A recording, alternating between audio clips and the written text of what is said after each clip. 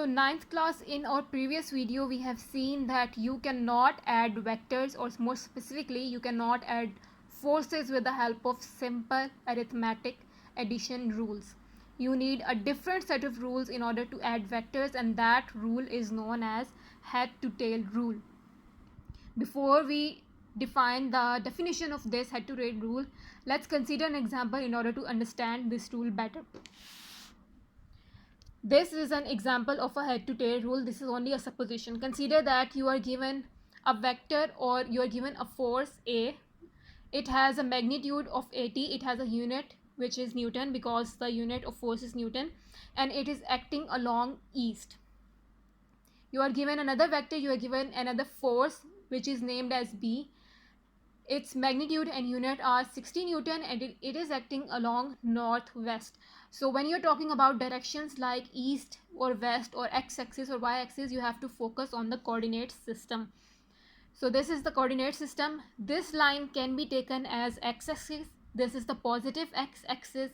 This is the negative x-axis. And of course this line will be y-axis. Again, positive and negative y-axis. Also, this line here on this half, it is considered as east. This is west, this direction is north, as this direction is south. So what we are given is a force of 80 Newton along east. That means this force is going to lie on this line.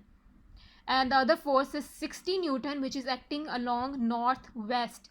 So northwest means it is going to lie somewhere between north and west. So it is going to be at this position. It is not in north direction, it is not in west direction, it is in northwest direction. That means it is going to lie somewhere around here.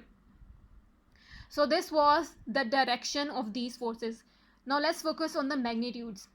Since we are trying to explain, we are trying to represent these forces with the help of lines, we cannot draw a line of 80 centimeter in order to represent a force of 80 Newton. For example, a force of 80 Newton was along this line. Can you draw a line of 80 centimeter along this direction? Of course you cannot. It will go beyond your page and even beyond your table as well. So that means you cannot simply represent 80 Newton as 80 centimeter. For that purpose, we use the process which is known as scaling. And in this process, we take different quantities and we represent them with different smaller quantities. For example, we consider 20 Newton force as 1 centimeter. Then that means 2 centimeter will show double that, which will become 40 Newton. 3 centimeter will show 3 times of 1 centimeter, which will become 60, and 4 centimeter will show 80 Newton. And 60 Newton and 80 Newton forces are what is given to us. So we will take both of these and we will see what are they represented by. 60 Newton force is represented by 3 centimeter, 80 Newton force is represented by 4 centimeter. So this 80 Newton force will become 4 centimeter. This 60 Newton force will become 3 centimeter. So now let's see how we can draw them. This is a 80 Newton force acting along east.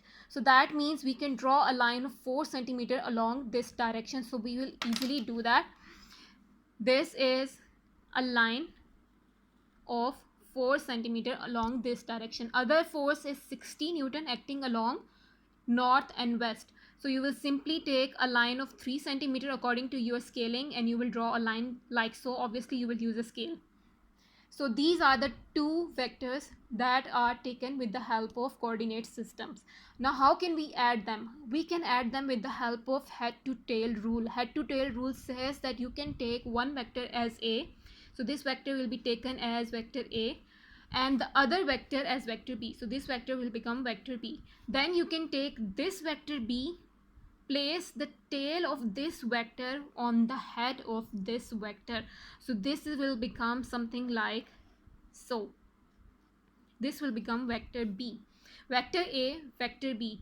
The tail of the vector B is placed on the head of the vector A. So this becomes head to tail rule, and this is something that we do in head to tail rule. And if you're trying to find the addition of both of these vectors, then you can take a force which is known as resultant force.